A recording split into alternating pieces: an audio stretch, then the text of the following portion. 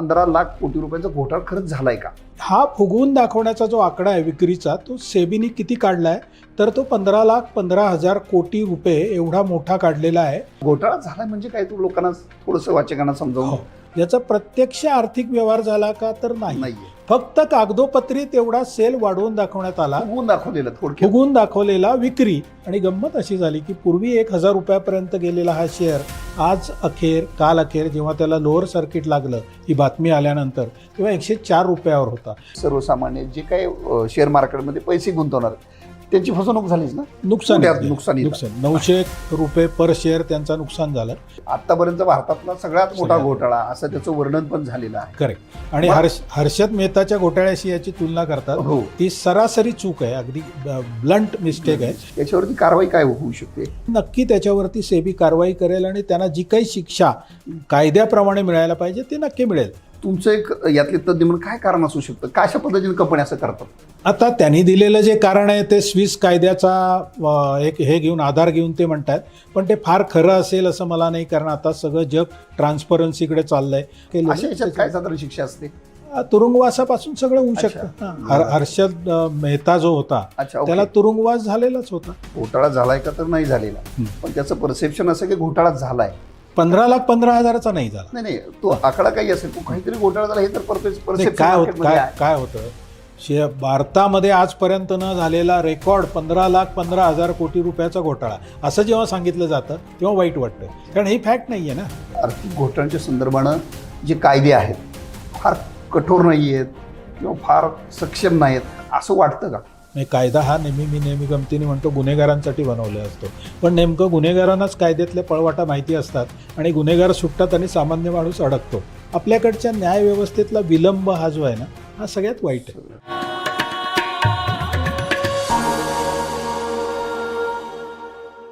नमस्कार, मी उमेश घोगडे. बखर लाईव्हच्या बखर गप्पांमध्ये आपल्या सर्वांचं मनपूर्वक स्वागत. देशभरात राज्यभरात अनेक घडामोडी रोज घडत असतात.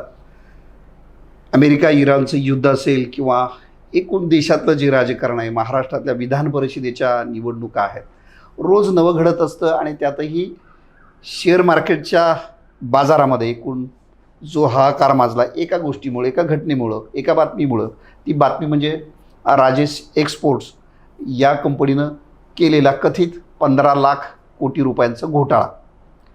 मला असं वाटतं की हा माध्यमांमध्ये खूप मोठा चर्चेचा विषय आहे आणि हा घोटाळा देशाच्या इतिहासातला सगळ्यात मोठा घोटाळा आहे असंही म्हटलं जातं. काही जण असं म्हणतात की हा घोटाळाच मुळात नाही आहे. लोकांमध्ये, सामान्य माणसांमध्ये, विशेषतः ज्यांना अर्थशास्त्र, शेअर बाजार, एकूण मार्केट माहीत नाही आहे, कळत नाही आहे, त्यांच्या दृष्टीनं तर ही मोठी गोष्ट आहे. आणि अनेक गोष्टीची माहिती नाही आहे, नेमकं काय वस्तुस्थिती काय ते समजून घ्यायचा आपण प्रयत्न करणार आहोत. पुढची काही मिनिटं आपण विनायक आंबेकर हे अर्थविषयक तज्ज्ञ आहेत पुण्यातले, त्यांच्याशी बोलणार आहोत. त्यांच्याकडनं आपण समजून घ्यायचा प्रयत्न करणार आहोत की खरंच हे नेमकं काय आहे. आंबेकर सर नमस्कार. नमस्कार. पहिला प्रश्न साधारण मी आता जे काय प्रस्तावित केलं त्यातनं तुमच्या लक्षात आला असेल. पहिला प्रश्न असा की मुळामध्ये हा 15 लाख कोटी रुपयांचा घोटाळा खरंच झालाय का? बेसिकली असं आहे की आपल्याकडे कुठल्या तरी विशिष्ट उद्देशाने काही बातम्या या तोडून मोडून सांगितल्या जातात. तशीच ही एक गोष्ट आहे. राजेश एक्सपोर्ट्स ही एक बेंगलोर बेस्ड कंपनी आहे. त्यांचा गोल्ड रिफायनिंगचा आणि गोल्ड हॉलमार्किंगचा धंदा आहे. असं म्हणतात की त्यांच्या काही खाणींमध्ये पण इन्व्हेस्टमेंट आहे वगैरे. तर या कंपनीने त्यांच्या बॅलन्स शीटमध्ये काही विशिष्ट त्यांचा जो सेल्सचा टर्नओव्हर होता तो फुगवून दाखवला, अशी मुळातली ही गोष्ट आहे. आता बेसिकली त्यांच्यावर आरोप काय आहे तर त्यांच्यावरती आरोप असा आहे की आर्थिक वर्ष 2020-21 ते 2024-25 या वर्षात त्यांनी त्यांच्या कंपनीची जी कन्सॉलिडेटेड विक्री होती ती विक्री फुगवून दाखवली, असा त्याच्यावरती आरोप आहे त्या कंपनीवरती. आणि हा फुगवून दाखवण्याचा जो आकडा आहे विक्रीचा, तो सेबीने किती काढला आहे तर तो 15,15,000 कोटी रुपये एवढा मोठा काढलेला आहे. आणि त्यामुळे जणू काही 15,15,000 कोटी रुपये कुणीतरी खाल्लेत, कुणीतरी कुणाला तरी दिलेत, अशा प्रकारची चरवण सुरू आहे. आता हां बोला. सर्वसामान्य माणसाला खरं असंच वाटतं की 15 लाख कोटी रुपयांचा हा घोटाळा झाला म्हणजे कुणाच्या तरी खिशात हे पैसे गेले, लोकांची फसवणूक झाली, असा साधारणपणे सर्वसामान्य लोकांचा समज असतो आणि तो साहजिकपणा आहे. तर हे खरंच नेमकं घोटाळा झाला म्हणजे काय, तू लोकांना थोडंसं वाचकांना समजावून प्रेक्षकांना सांगितलं बरं होईल. तर हा घोटाळा काढला कोणी, तर हा घोटाळा सेबी म्हणजे security exchange board of India, ज्यांचं शेअर मार्केटवरती भारतातल्या नियंत्रण असतं, त्या कंपनीने काढलेलं आहे, त्या ऑथॉरिटीने. आता हा कसा काढला, तर 2024च्या मार्चमध्ये या कंपनीची त्यांनी चौकशी सुरू केली. प्राथमिक चौकशी झाली जी एका शेअर होल्डरच्या तक्रारीवरून झाली होती. त्याच्यावरून त्यांच्या लक्षात आलं की काहीतरी गडबड आहे इथे, म्हणून त्यांनी फोरेन्सिक ऑडिट केलं एका कंपनीला कॉन्ट्रॅक्ट देऊन, आणि त्याच्यातून जो तपशील बाहेर आला त्याच्यातून त्यांनी 3 जून 2026ला आत्ता परवा त्यांनी एक आरोपपत्र तयार केलं. 109 पानांचं ते आरोपपत्र आहे आणि त्यांचं म्हणणं असं आहे की हा आमचा प्राथमिक रिपोर्ट आहे. त्याच्यामध्ये त्यांनी त्या कंपनीला शोकॉज नोटीस दिलेली आहे आणि हा जो तुमच्या शेअर कंपनीच्या विक्रीमधला जो फरक आहे, म्हणजे 2 प्रकारच्या विक्री त्या कंपनीने दाखवल्या.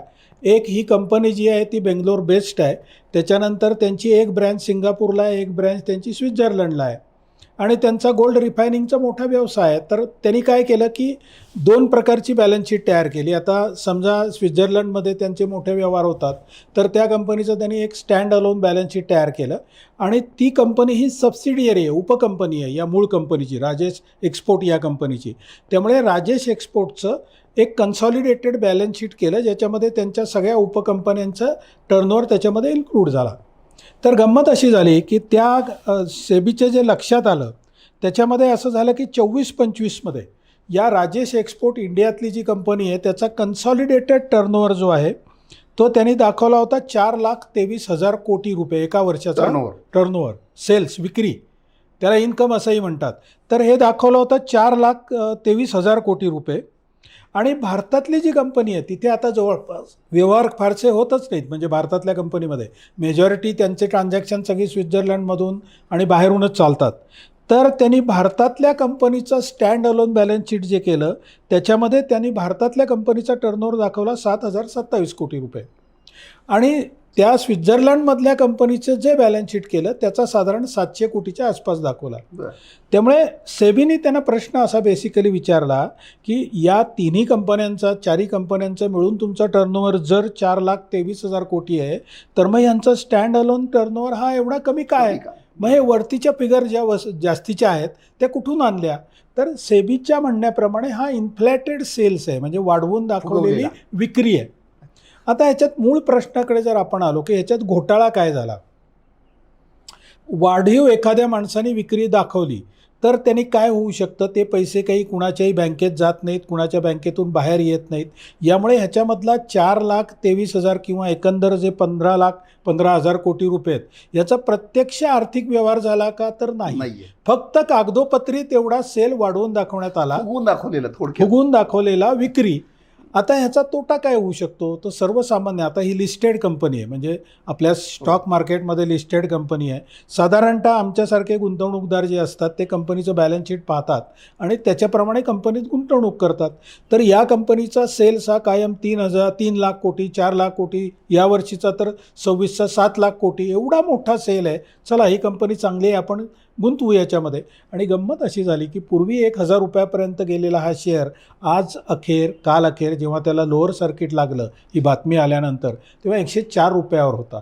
त्यामुळे तिथे शेअर होल्डरचं नुकसान झालं. जे मी माझ्यासारख्याने जर समजा 1,000 रुपयाचा 104 रुपयावर 104 रुपयावर शेअर आला, 80% सर्किट लावावं लागलं त्याला. काल तर लोअर सर्किट लावावं लागलं आणि संपूर्ण दिवसभर काही व्यवहार झाले नाहीत. पण बेसिकली हा 15,15,000 कोटीचा घोटाळा आहे का, तर नाही. आता या कंपनीची जे साईज आहे तो इतका छोटा आहे. या कंपनीचं म्हणजे आम्ही तुमच्या प्रेक्षकांना विनंती करेन की screener.in म्हणून एक साईट आहे, त्याच्यामध्ये screener.in किंवा मनी कंट्रोललाही तुम्हाला ही माहिती मिळू शकते, moneycontrol.com. तर त्याच्यामध्ये या कंपनीची सगळी माहिती दिली आहे. याचं कॅपिटलच मुळे 30 कोटी रुपये आहे, म्हणजे ही फार मोठी कंपनी आहे असं नाही आहे. आणि त्याचं मार्केट कॅपिटलायझेशन जे आहे ते 3,000 कोटी आहे, 2900 आणि काहीतरी कोटी रुपये आहे. त्यामुळे तशी त्या आकाराने छोटी कंपनी आहे. म्हणजे मूळची कंपनी 30 कोटीची, तिचं कॅपिटल आहे ते 3,000 कोटी. नाही, कॅपिटल 30 कोटी रुपयाचं आहे, ऑथराइज कॅपिटल 30 कोटी. हां, आणि त्याची आजची जी शेअरची व्हॅल्यू धरून त्याचं मार्केट कॅपिटलायझेशन जे आहे ते 3,000 कोटी रुपयाचं आहे. पण मग बिझनेस जो दाखवलाय, टर्नओव्हर जो दाखवलाय तो 15 लाख कोटीचा दाखवलाय का फुगून? 15 लाख कोटी 4 वर्षामध्ये. 4 वर्षामध्ये. हा. अच्छा. म्हणजे तो फुगून दाखवला, पण तो कधी 3 लाख आणि काही कोटी पण होता. काय होतं की ठीक आहे ना, म्हणजे 4 वर्षामध्ये मिळून 15,15,000 कोटी एक्सेस दाखवलेला 15,15,000. म्हणजे मग हा एक घोटाळा हा शब्द म्हटलं की सर्वसामान्य माणसाची गडबड होते. मी मगाशी म्हटलं तसं की कोणाच्या खिशातनं पैसा काढला आणि कोणाच्या खिशात गेलाय म्हणजे घोटाळा. पण याच्यात तसं झालेलं नाहीये. फक्त त्यांचा जो बिझनेस आहे तो त्यांनी फुगवून वाढवून सांगितलेला आहे. मग त्याचं कारण काय, म्हणजे त्याच्यात हेतू काय? त्यांचं म्हणणं असं जे आहे की सेबीने त्यांना नोटीस दिली आणि त्यांचं म्हणणं असं आहे की त्यांनी जी स्वित्झर्लंडची त्यांची मूळ कंपनी आहे त्याचा नेट म्हणजे जो स्वतःचं बॅलन्स शीट जे आहे ते त्या कंपनीचं तेवढ्यापुरतं बॅलन्स शीट आहे, त्यांनी त्याच्यामध्ये विक्री दाखवले 700-750 कोटी रुपयाचं. तर ते जे त्यांचं म्हणणं असं आहे की तिथे जेवढी व्हॅल्यू ॲडिशन झाली, म्हणजे त्यांचा धंदा कसा आहे की त्यांचा धंदा आहे की गोल्ड रिफाईन करणं आणि गोल्डचं हॉलमार्किंग करणं आणि गोल्डची ज्वेलरी कन्व्हर्शन करणं, अशा 3 प्रकारचा धंदा आहे. त्यामुळे काय होतं की 100 रुपयाचं गोल्ड त्यांनी खरेदी केलं, त्याच्यावर प्रोसेसिंग होऊन 1 कोटी रुपयाचं समजा हॉलमार्किंग किंवा काही रिफायनिंग केलं किंवा ज्वेलरी केली तर 101 कोटी रुपये त्याचे तयार झाले. मग त्यांनी काय केलं, 100 कोटी खरेदी दाखवली, 101 कोटी रुपये विक्री दाखवली. पण ज्या वेळेला स्टँड अलोन बॅलन्स शीट स्वित्झर्लंडचं करायची वेळ आली तेव्हा त्यांनी त्या 1 कोटीचंच अकाउंटिंग केलं. जो त्यांचा मार्जिन होता तो साधारण 700-750 कोटी एवढाच होता, तेवढाच त्यांनी तिथे विक्री दाखवली. मग त्यांनी आता तुम्ही जो मूळ प्रश्न विचारला, ही काय वाढवून विक्री का दाखवली, तर कदाचित त्यांचं म्हणणं असं आहे की स्वित्झर्लंडच्या कायद्याप्रमाणे, म्हणजे ते हा एक तर बेसिकली काय आहे की हा अकाउंटिंग ट्रीटमेंटचा भाग आहे.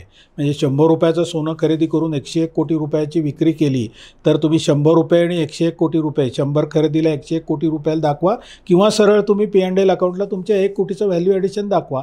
अकाउंटिंग ट्रीटमेंटचा हा फरक आहे.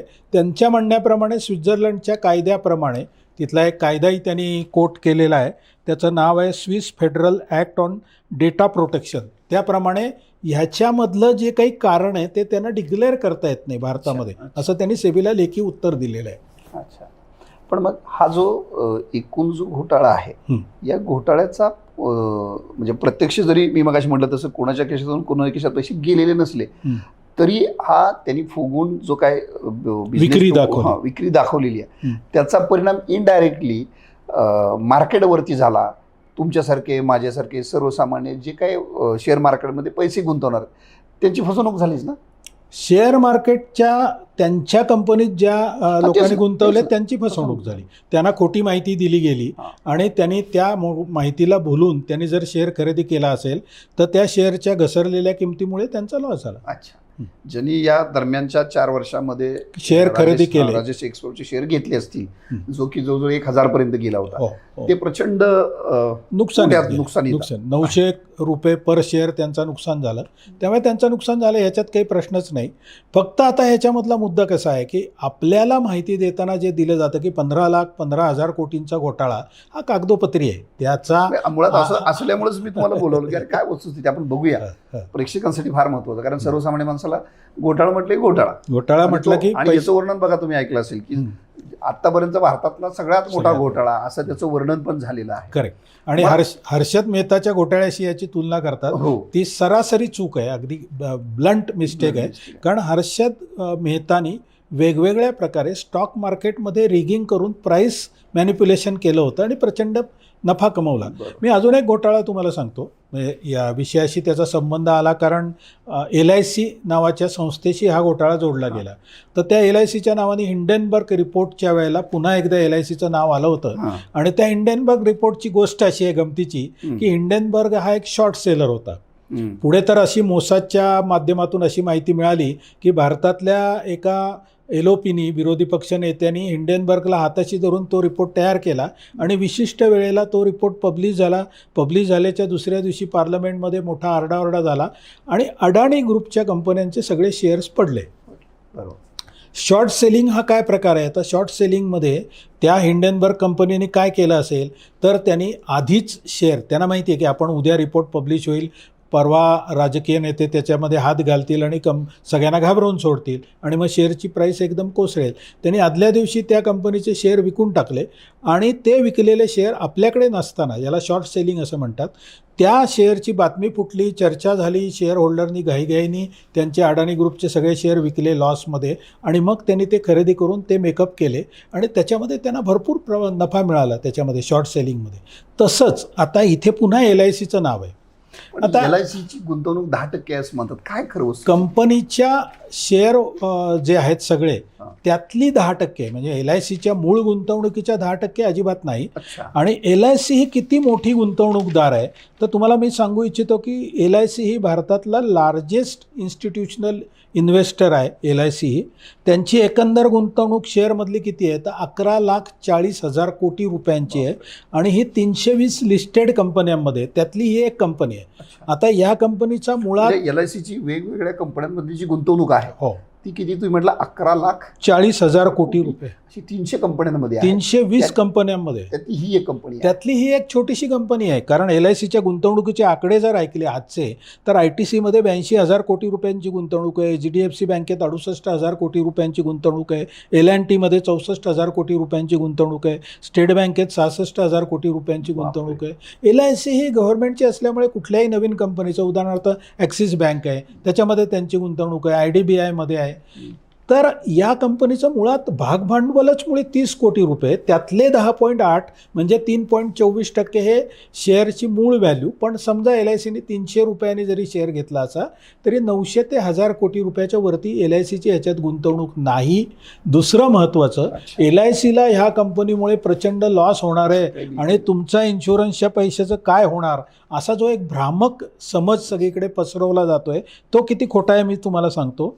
आर्थिक वर्ष 25-26 मध्ये LICचा स्टँड अलोन प्रॉफिट जो आहे तो 57,419 कोटी रुपये, जो त्यांच्या 5-6 वर्षामधलं सगळ्यात जास्त प्रॉफिट आहे. 57,000 कोटी मधलं काहीतरी 1,000 कोटी मॅक्सिमम नाही, अजून लॉस झालेलाच नाहीये ना. अजूनही त्यांच्या शेअरला त्यांनी समजा 10% शेअर ठेवलेत, ते 3.24 त्याची मूळ व्हॅल्यू आहे, पण त्याला अजूनही 100-200 कोटीची व्हॅल्यू आहेच ना त्याच्यामध्ये.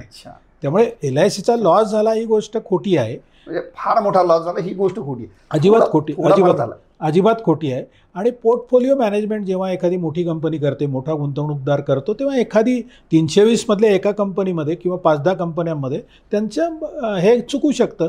कदाचित ज्या वेळेला शेअर तो 200 रुपयाचा 1,000 वर गेला असेल तेव्हा LICने याच्यामध्ये पैसे पण कमवले असतील, त्याचे तपशील आपल्याला मिळू शकतात कुठेही. बरोबर. पण याच्यावरती काय म्हणजे आता सेबीनीज हे शोधून काढलंय, आता आपण बोललो, याच्यावरती कारवाई काय होऊ शकते? सेबीने आता हा अंतरिम अहवाल दिला आहे, त्यांना शोकॉज नोटीस दिली आहे, त्यांना एक्सप्लेन करायला सांगितलं आहे.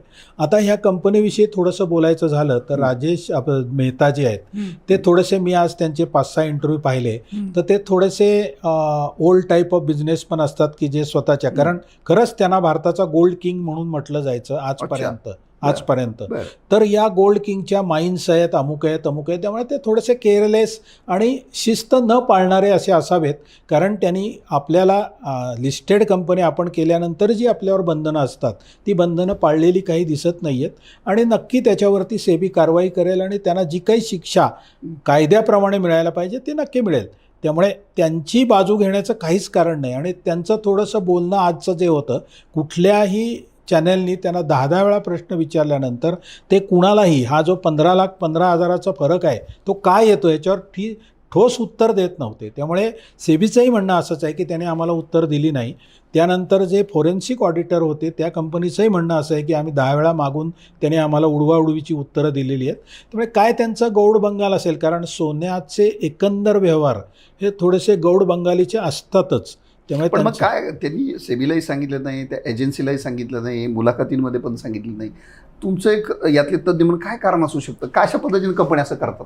काय असू शकेल कारण? आता त्यांनी दिलेलं जे कारण आहे ते स्विस कायद्याचा एक हे घेऊन, आधार घेऊन ते म्हणतात, पण ते फार खरं असेल असं मला नाही. कारण आता सगळं जग ट्रान्सपरन्सीकडे चाललं आहे आणि मुळात त्यांनी जेव्हा लिस्टेड केली आपली कंपनी, मग त्यांनी खाजगी कंपनी म्हणून व्यवहार करायचा होता. त्यांना कायद्याच्या तुलनेमध्ये जिथे बसायचं. असं काय का की शेअर मार्केटमध्ये म्हणजे किंमत वाढवण्याची, स्वतःची कंपनीची किंमत ते शेअर मॅनिप्युलेशन, शेअरच्या तो शब्द किमतीचं मला मॅनिप्युलेशन केलं का हे मला आत्ता सांगता येणार नाही. तो त्यांचा ट्रॅक रेकॉर्ड काढून बघावा शोधावं लागेल. लागेल. म्हणजे किमती वाढवण्यासाठी सेल वाढवून दाखवला आणि आपल्याकडचे शेअर किमती वाढल्यानंतर विकले का हे मला आत्ता नाही बघा, ते सांगता येणार. बघावं पण ते सेबी नक्की शोधून काढेल, कारण त्याचा डेटा सगळा सेबीकडे असतो आणि ही सेबीची अंतरिम नोटीस आहे. सेबी त्यांना नक्कीच काहीतरी ठोस शिक्षा करेल जे काही त्यांनी कायद्यामध्ये चुका अशा याच्यात केल्या. काय साधारण शिक्षा असते? तुरुंगवासापासून सगळं होऊ अच्छा. शकतं. हर्षद मेहता जो होता अच्छा, ओके. त्याला तुरुंगवास झालेलाच होता. पण हर्षद मेहताच्या स्कॅमशी याची तुलना करण्यात काही अर्थ पूर्ण नाही, वेगळं आहे. कारण हर्षद मेहतानी शेअर बाजारातल्या सगळ्या कंपन्या, त्यानंतर शेअरमध्ये गुंतवणूक करण्यासाठी अनेक बँका, या सगळ्यांना मिळून घोटाळा केला होता. हा स्वतःच्या कंपनी पुरताच आहे आणि तो कदाचित आपल्या म्हणजे तो घोटाळा म्हणजे थेट लोकांच्या खिशातले पैसे काढले. हा करेक्ट, हे तसं नाही, असा थेट फरक आहे. अगदी 100% असा फरक आहे की हे कुणाच्याही खिशात हात घातला नाही, कुणाच्याही खिशात पैसे टाकले नाही ना काढून घेतले. हा स्वतःच्याच कंपनीशी केलेला घोळ आहे हा सगळा. तो का केला ह्याचं कारण मात्र पुढे यायला लागेल. Yes. सेबीने जे आरोप केलेत ते जर समजा सिद्ध झाले तर हे अपयश एका कंपनीचं आहे असं म्हणता येईल का? ओव्हरऑल कॉर्पोरेट गव्हर्नन्सचाच हा प्रॉब्लेम आहे, त्यांचंच अपयश आहे? आता कसं आहे, सेबी ही दिवसेंदिवस अजून कठोर होत चाललेली आहे. आपल्याला माहिती आहे की जसं आपण कायदे करतो तसं त्या कायद्यातून पळवाटा शोधणारे लोकसुद्धा तयार होतात. बरोबर. आता एक मध्ये अल्गो ट्रेडिंग आहे, त्याच्यामध्ये काही घोटाळा झाला तर सेबीने एका कंपनीला 3,000 कोटी रुपयाचा दंड पण केलेला आहे त्याच्यामध्ये, अल्गो ट्रेडिंगमध्ये. तर त्याप्रमाणे ह्यांनाही दंड करतील. आत्ता त्यांना शेअर मार्केटमध्ये कुठलाही व्यवहार करायला यांना बंद केलेला आहे. त्यामुळे त्यांनी कुठलाही व्यवहार शेअर मार्केटमध्ये करायचा नाही जोपर्यंत सेबी ती बंदी उठवत नाही, असं सेबीने केलं आहे. आणि सेबी यांना नक्कीच शिक्षा देईल काहीतरी. बरोबर. फक्त हा एका व्यापाऱ्यांनी, म्हणजे जी एक व्यापाऱ्यांची स्वतःची स्टाईल असते त्या स्टाईलमध्ये केलेला गुन्हा आहे. पण हे सगळं जे सुरू आहे सध्या मार्केटमध्ये, म्हणजे घोटाळा झालाय का तर नाही झालेला, पण त्याचं परसेप्शन असं की घोटाळा झालाय. 15,15,000चा नाही झाला. नाही, तो आकडा काही असेल पण काहीतरी घोटाळा झाला हे तर परसेप्शन काय होतं, भारतामध्ये आजपर्यंत न झालेला रेकॉर्ड 15,15,000 कोटी रुपयाचा घोटाळा असं जेव्हा सांगितलं जातं तेव्हा वाईट वाटतं, कारण ही फॅक्ट नाही आहे ना. त्यांनी ठराविक शेअर होल्डरना काहीतरी फसवलं हे खरंच आहे. त्या शेअर होल्डरच्या विषयी सहानुभूती आहे आणि त्याची शिक्षा त्यांना मिळाली पाहिजे. पण 15,15,000 कोटीचा घोटाळा असं म्हणण्याचं कारणच नाही काही. पण मग हा एकूण सगळा शेअर मार्केटचा जरी विषय असला तरी एकूण भारतीय अर्थव्यवस्थेच्या विश्वासार्हतेवर परिणाम करेल असं वाटतं काय? या नाही, शेअर मार्केटमध्ये अशा गोष्टी वारंवार होत असतात. आपल्याला माहिती आहे की मागे सत्यम नावाची एक कंपनी होती. ऑनलाईन केवढं मोठं नाही, सत्यम कॉम्प्युटर्स नावाची कंपनी होती आणि त्यांनी इतका घोटाळा केला होता, म्हणजे कॉर्पोरेट मिस गव्हर्नन्स. तर आता ती परिस्थिती गेली. आता एवढं फायलिंग स्ट्रॉंग आहे, ROCचं रजिस्टर ऑफ कंपनीचं असेल, सेबीचं असेल, तर कॉर्पोरेट गव्हर्नन्समध्ये आता इतक्या सुधारणा झाल्यात आणि IT एनेबल्ड सर्व्हिसेस असल्यामुळे त्याच्यामध्ये अजून मॉनिटरिंग चांगलं झालं आहे. त्यामुळे अशा प्रकारचे घोटाळे कमी झालेत आणि ह्याचा भारतीय अर्थव्यवस्थेशी काही संबंध नाही. शेअर मार्केटमध्ये काही ना काहीतरी होत असतं, काही गुंतवणूकदारांचं नुकसान झालं एवढं मात्र खरं आहे आणि त्याच्यावर काहीतरी उपाय गव्हर्नमेंट काढेल.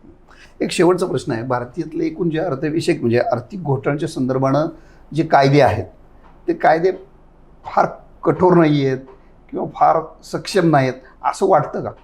असं अजिबात वाटत नाही. कायदा हा दोन्ही बाजूची हे तुलना करून बनवलेला असतो. म्हणजे कायदा हा मी नेहमी गमतीने म्हणतो गुन्हेगारांसाठी बनवलेला असतो, पण नेमकं गुन्हेगारांनाच कायद्यातल्या पळवाटा माहिती असतात आणि गुन्हेगार सुटतात आणि सामान्य माणूस अडकतो. तर कायदा कसा राबवला जातो याच्यावर कायद्याच्या यशस्वीतेचा मोठा भाग अवलंबून आहे. कायद्यात जवळ जसा आहे कायद्याच्या वर्डिंगवर, त्यापेक्षा तो कसा राबवला जातो. आपल्याकडच्या न्यायव्यवस्थेतला विलंब हा जो आहे ना, हा सगळ्यात वाईट आहे. येस. आंबेकर सर, खूप धन्यवाद. खरं तर हा खूप तसा समजायला सर्वसामान्य माणसाला कठीण असा विषय आहे. तो समजून सोप्या पद्धतीने घ्यायचा आपण प्रयत्न केला. या विषयामध्ये आणखी जी काय डेव्हलपमेंट भविष्यात होईल, ज्या घडामोडी होतील त्या संदर्भात सुद्धा आपण सरांशी पुन्हा बोलत राहू आणि हे समजून घ्यायचा प्रयत्न करू. आपण आता इथंच थांबूया. धन्यवाद.